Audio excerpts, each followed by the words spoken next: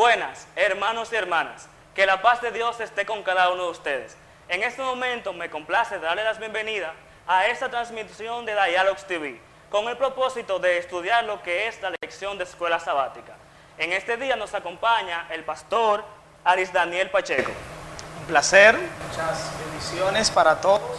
Un gusto poder participar en el estudio de la palabra en esta ocasión. Y el líder Robin Cruz. Muchísimas gracias, buenas tardes para todos, feliz sábado. Es un placer poder estar aquí para compartir la palabra del Señor. Les animamos a que se suscriban a nuestras redes sociales, que comenten y dejen su poderoso like para que así podamos compartir la verdad del Evangelio a través de las redes sociales. Pero antes de comenzar con nuestro análisis de escuela sabática, vamos a tener una oración. Amante Padre que estás en los cielos, Señor, te queremos dar gracias. Gracias, Señor, porque tú nos has permitido estar aquí para estudiar tu santa palabra. Amén. Te pedimos, Señor, que las palabras que tú quieres que sean dichas, tú las pongas en nuestras mentes, para que ese mensaje pueda ser dado claro para cada uno de los hermanos que lo necesitan. Amén. En nombre del Padre y del Espíritu Santo. Amén. Amén. Muy bien. La lección de esta semana es la lección número 13, la cual es titulada Un paso de fe. El texto para memorizar es el siguiente.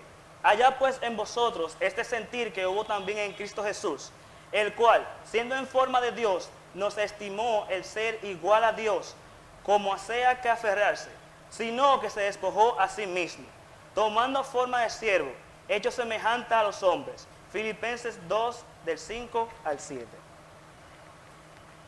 Bien, dentro de los esquemas que sigue la lección de escuela sabática de esta semana, tenemos los siguientes puntos. Jesús marcó una línea. Marcó un camino que nosotros debíamos seguir, pero ¿cuáles eran las características que tenía ese camino y cómo nosotros podíamos seguirlos? ¿Pastor? Bueno, ese camino es el del amor altruista, un amor genuino que se entrega. El apóstol Pablo en Filipenses capítulo 2 lo expresa de una manera muy especial. Él presenta a Jesús en su estado original de igualdad con Dios. Es bien claro que Pablo intenta mostrar que Jesús era un ser divino, era igual a Dios en poder y autoridad. Y es precisamente este elemento que hace que la humillación de Jesús sea grande, porque el término que utiliza Pablo, el término griego morfé, para referirse a que él era de la misma forma que Dios, está relacionado con el otro término que él utiliza de que se despojó. O sea, ¿de qué se despoja Jesús? De esa misma autoridad y forma que tenía, él se despoja para vaciarse, para tomar forma de siervo, y entonces ahora vela su divinidad con una humanidad caída. Pero qué interesante, no solo él tomó la forma de un hombre y ya, tomó la forma de un siervo. El término siervo en el contexto del griego antiguo y del griego bíblico era la misma palabra que se utilizaba para referirse a un esclavo. En otras palabras, Jesús se hizo un siervo a un nivel tal que sirvió a los hombres en todo el sentido de la palabra, y gracias a ese despojo, a esa entrega, a esa disposición, podemos ser salvos en él. Él es nuestro modelo. El amor genuino entonces se expresa en el sacrificio y la entrega. Excelente, pastor, y queridos oyentes, sigo la misma línea de demarcación que el pastor, pues en el Evangelio según San Juan, capítulo 17, versículo 5, Jesús expresa un pedido a su Padre cuando le dice: Padre, manifiéstame con aquella gloria que tuve junto a ti antes de la fundación del mundo. Aunque este texto encierra la divinidad de Jesús, queridos amigos, también encierra la gloria que Jesús tuvo para con el Padre, la adoración por parte de los ángeles. Cuando el libro de Filipenses capítulo 2, versículo 6, expresa que él se despojó, implica el hecho de que él se rebajó, él se vació a sí mismo, dando a entender que se despojó de aquella gloria que recibía de los ángeles, tanto o por amor para ser entregado por nosotros. Me gustaría compartir con ustedes, queridos oyentes y amigos, pastor, dos declaraciones que menciona en el libro Maranatha, el Señor viene, en la página 384, con respecto a esa entrega o esa humillación de Jesús. Dice la pluma inspirada: el Rey de Gloria descendió muchísimo para asumir la humanidad, y los ángeles que habían sido testigos del esplendor de las cortes celestiales cuando era adorado por todas las partes del cielo, se desilusionaron.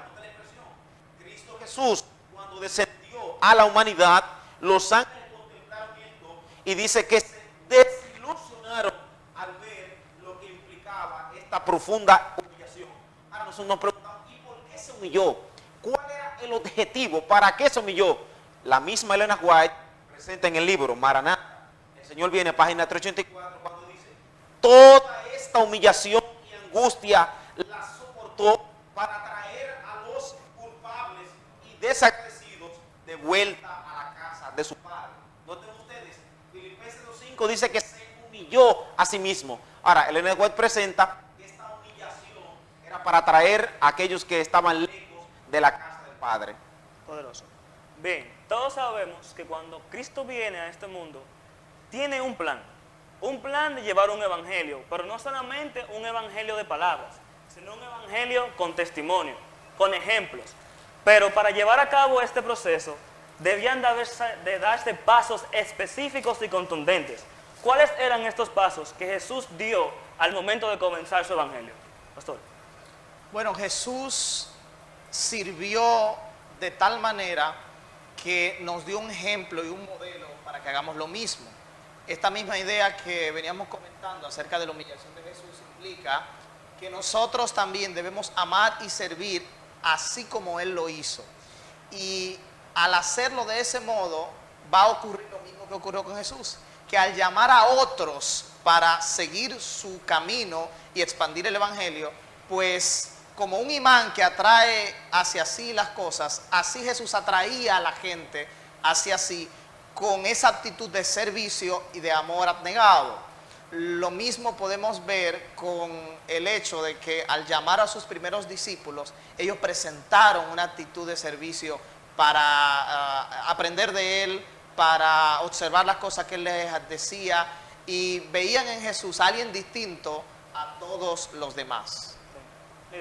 Sí, con respecto a esto, en el Evangelio según San Mateo, capítulo 4, versículo 9, pastor y queridos oyentes, podemos encontrar el llamado de los primeros discípulos, como lo dejaron todo, tenían su oficio de pescador, y Cristo les extiende el llamado con la voluntad de pescar hombres, y ellos, dejándolo todo, entendiendo la misión, aceptaron el llamado de Jesús. Es por eso que uno de los primeros pasos es la entrega. Ellos dejaron todo y se entregaron para el servicio que Jesús les estaba encomendando, de ir a pescar hombres.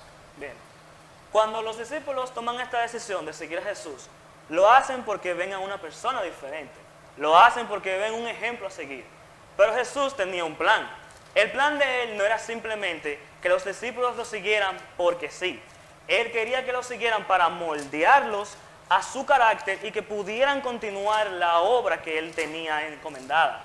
Pero, ¿cuál era el fin de esta obra? ¿Cuál era la meta a la cual los discípulos debían de llegar aun cuando Jesús dejara esta tierra? Pastor. En ese contexto quiero explicar algo de ese llamado de los discípulos y cuál era el deber de ellos. En el siglo I, muchos judíos surgían diciendo ser el Mesías, y casi todos tenían una expectativa de un Mesías que viniese con pompa, con poder, autoridad, para libertar del yugo romano al pueblo. Así que todo el mundo esperaba a alguien con autoridad y poder militar o humano.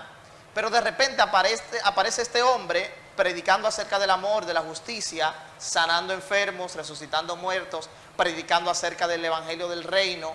Y noten que a la luz del evangelio de Juan sabemos que los primeros discípulos no se comprometieron inmediatamente con Jesús.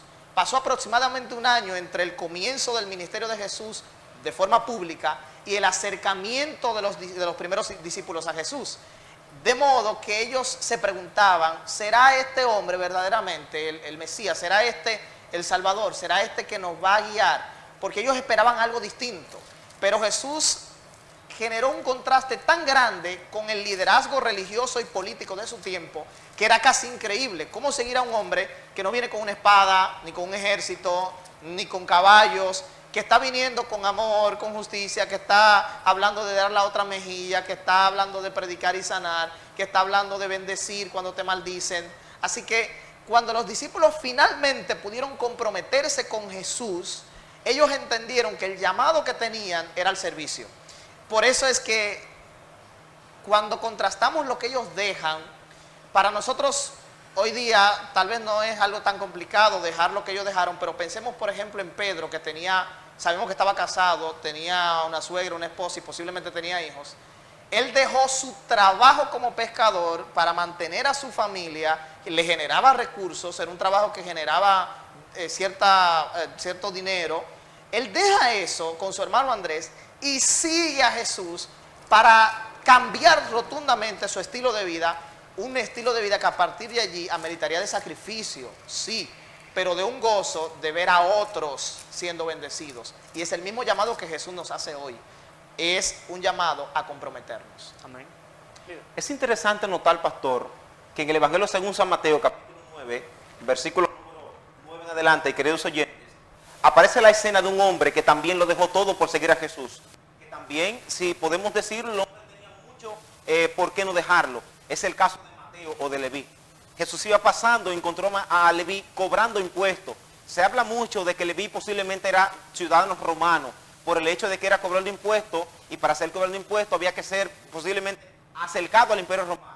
Entonces Jesús llama a Mateo, y Mateo deja todo para seguir a Jesús.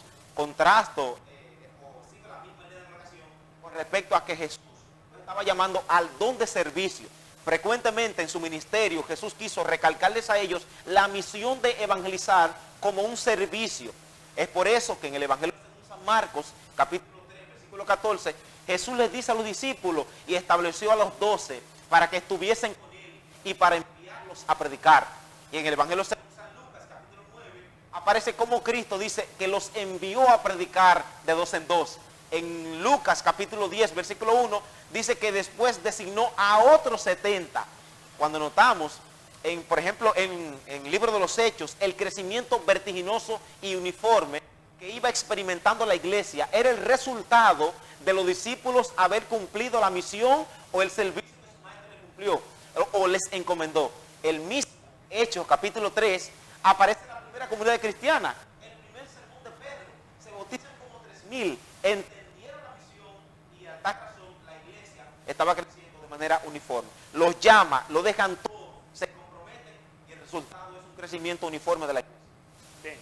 Dentro de lo que es el esquema de la lección, podemos notar que también hay un ejemplo bastante claro. En el caso de Pablo, Pablo comenzó siendo un perseguidor de cristianos. De hecho, se llamaba Saulo antes de comenzar su ministerio como apóstol.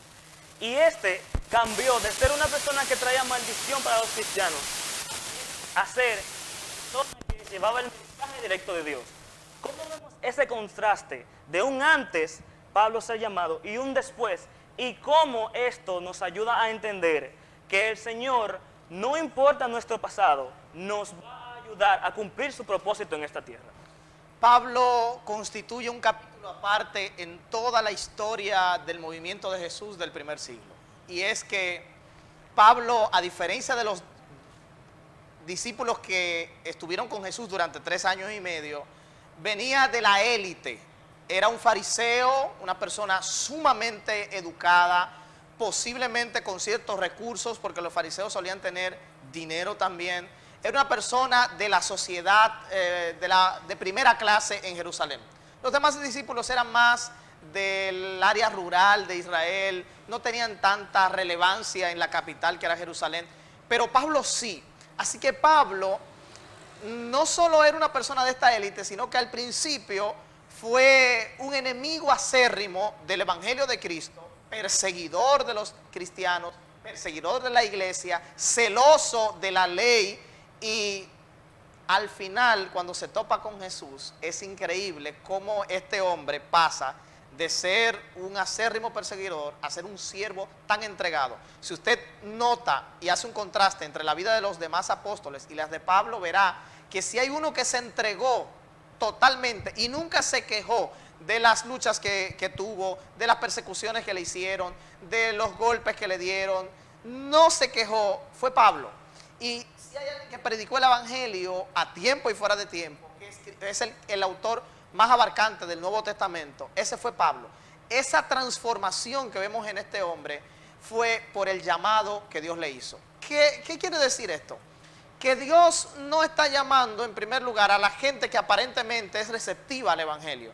Dios llama a gente como Pablo también. Dios tiene un propósito con gente humilde como eran los primeros discípulos y gente de la alcurnia y de la élite como era Pablo, pero también gente que es receptiva y aquellos que no lo son. Dios tiene un plan, Dios hace un llamado, Dios invita a la gente que esté en esa condición. Y hoy posiblemente tengamos personas así donde quiera. Yo soy ahora el instrumento, al igual como lo fue Pablo y lo fue Jesús en su momento, para alcanzar a ese tipo de personas.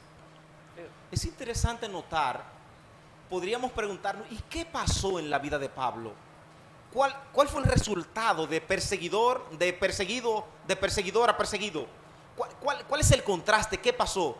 Pues camino a Damasco, como todos conocemos, teniendo carta para matar a los cristianos, lo que aconteció en Pablo es que tuvo un encuentro con la gracia salvadora de Jesús. Es por eso que se encuentra con Jesús, un resplandor lo rodea, cae en tierra. Él dice, Señor, ¿quién eres? Jesús habla con él, Dios habla con él, se le manifiesta.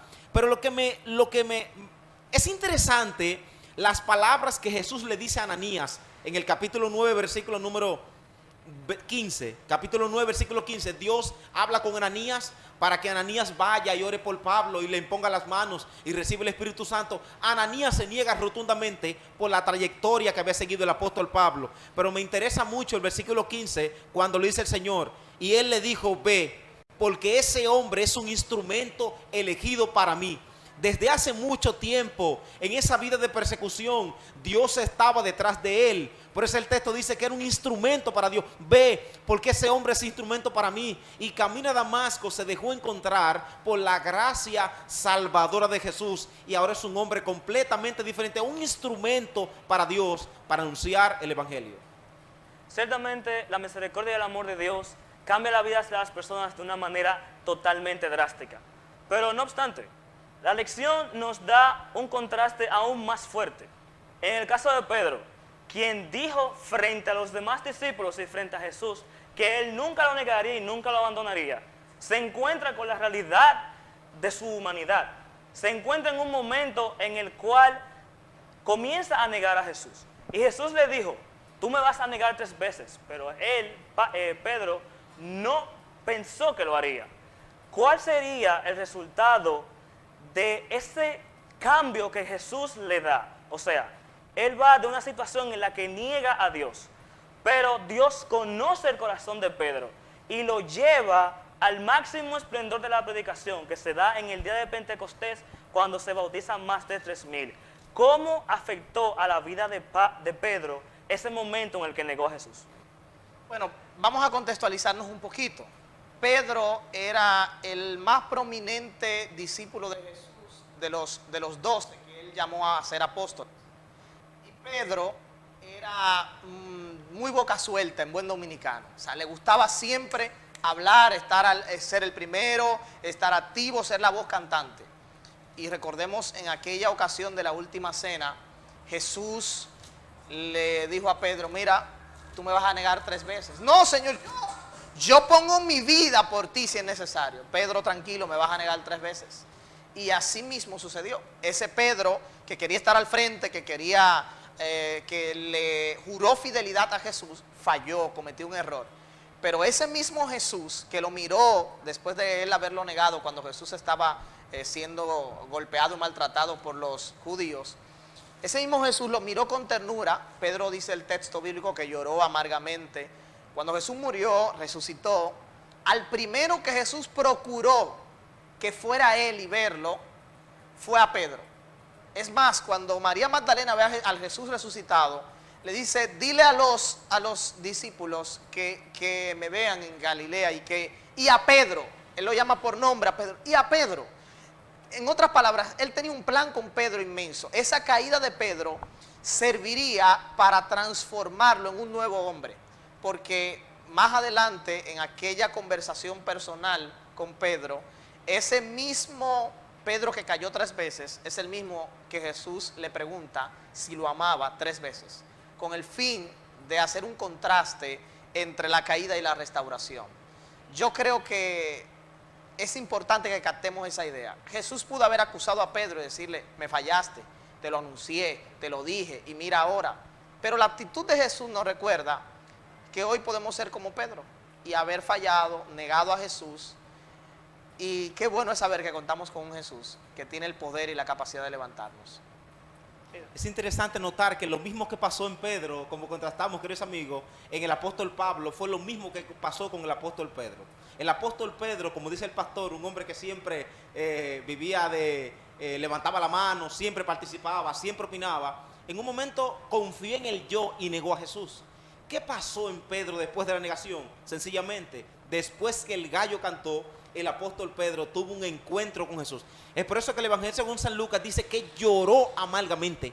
Ahí está el secreto. Él se arrepintió, lloró, tuvo un encuentro con el Señor y fue un hombre completamente diferente. A tal punto que el libro de los Hechos dice que la sombra de Pedro sanaba incluso hasta los enfermos. Contrario a Judas, hay un contraste maravilloso. Mientras que Judas traiciona a su maestro por 30 piezas de plata, no hizo lo que hizo Pedro. Judas pensó en las consecuencias de lo que había hecho y tristemente, sus amigos oyentes, mientras que el apóstol Pedro traicionó a su Señor, lo negó. ¿Y qué hizo? Lloró amargamente, reconoció su pecaminosidad, Dios lo cambió y fue un hombre completamente diferente. Tenemos 2 contrastes: el contraste de Judas, que traiciona a Jesús y se ahorca. Tenemos el contraste de Pedro, que traiciona a Jesús, lo niega y llora lágrimas de arrepentimiento, pero fue un hombre completamente diferente. Vemos como el amor de Dios pasa al trasfondo de cada uno de nuestros seres. Pero, ¿cuál sería el resultado una vez de que ese amor se impregne en nuestras vidas? ¿Cómo nosotros podemos demostrar que el amor de Dios está en nosotros, pastor? El centro de la experiencia de los hombres que hemos hablado hasta ahora, el punto culminante es el amor. Y es que me encantó que durante esta lección podemos ver el hecho, y nos explica, que el amor no se trata de abandonar cosas con el fin de seguir a Jesús únicamente. El amor se trata de una entrega completa a Dios, de una entrega genuina a Él, de una disposición a servir. Hay una sección que yo quiero leerla porque me impresionó tanto con respecto a esta idea del amor. Y es la sección que dice: el amor divino es activo, no pasivo. El amor genuino es más que un sentimiento cálido, más que una buena idea, implica compromiso. El amor nos obliga a actuar, nos lleva a alcanzar a un mundo perdido de Dios, a un mundo perdido de hijos de Dios con una necesidad desesperada. El amor genuino es un servicio desinteresado por Dios y por los demás. El amor genuino es sacrificio a mí mismo, a mis deseos y deleites, y es un amor que me lleva a accionar. No es un amor de palabra, no es un amor de que yo te amo, estoy orando por ti, espero que te vaya bien. No, es un amor que va hacia donde el otro y le ayuda en medio de su necesidad y le apoya y le lleva a Cristo, que es el fundamento del amor. Amén.